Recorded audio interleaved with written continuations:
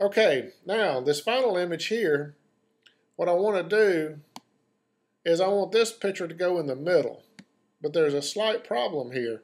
This picture is not tall enough to reach the bottom of the document.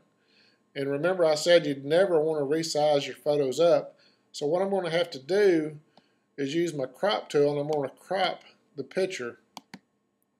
And be sure you have nothing in your width and height and resolution. If there is something in there, click on your clear key right here. I'm going to start outside the document, click and drag, and when I reach the bottom of this photo, I'm going to hit return. And now my document is the same height as this photo. Okay, now what I want to do is I want this picture to be black and white. I don't want it to be color. So I'm going to click on my Adjustments tab. And if your Adjustment tab is not open, go to your window menu and go down and click Adjustments. And that will make this appear. And I'm going to create a, let's see, what is it called? I want to use the gradient map. So click on this, it's on the bottom row, second from the right, a gradient map. But I don't want to use this blue and white color, I want to use black to white. And then click OK. And that gives us a nice black and white photo. But now I want to double click on Adjustments up here to collapse that panel down. Now what I want to do is I want this picture to end up below these other two. So I got to click and drag the photo layer down just above the background, and I need to do, and see this gradient map has turned everything black and white, so I need to click and drag it down also to where it's just above the image, and now it's only affecting the image and the background. Notice it's also turning my background black and white. So I need to make this part clipped. So remember to make a clipping group. Hold down your Alt or Option key, move between these two layers, and click. And now this gradient layer will only, gradient map will only affect this picture and not the background. Okay, now I'm going to click on the background, create another new layer, and what I'm going to clip this picture and this gradient map to this empty layer. Alt or Option, move your mouse between these two layers and click. Now you're not going to see nothing because there's nothing on this layer for this picture to reveal itself through, but be patient with me. What I'm going to do is press the B key and grab my brush tool, and with a real soft brush, and by the way, if you press Shift right bracket, you will get a very hard brush. Shift left bracket will give you a very soft brush. There's only 4 increments between soft and hard here. And I'm going to press right bracket to increase the size of my brush. And once I get the brush to about like this, on this layer, I want to be sure I'm painting with black. So I'm going to press the D key, and that will reset my foreground color to black. Now I'm going to start outside the document, hold the Shift key down, and just click and drag down. And notice what that did. That now gave pixels for this layer to reveal itself through. And since we used a soft brush, we got a nice feathering effect right here. And that creates a very interesting effect.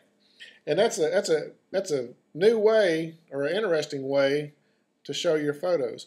Okay, I'm really not liking this blue. I got to change the color of this blue.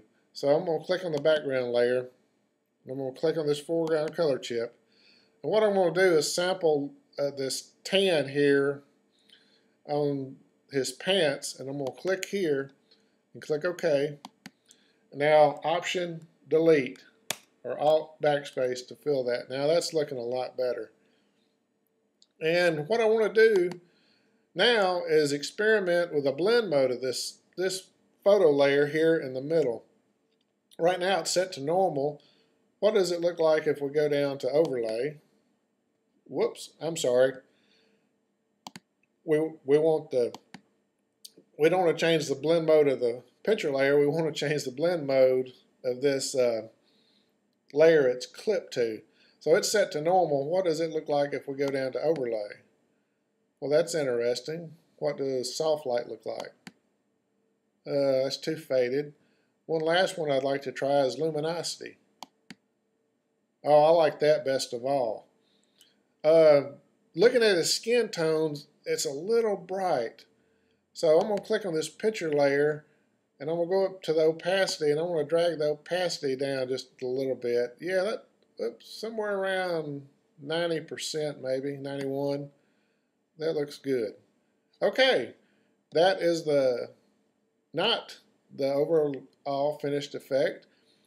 What we can do now is double click on one of your shape layers, and now what I want to do is click drop shadow and move the distance out, and we'll change the angle and change the distance out just a little bit, and maybe the size is blur, something like that. That looks good.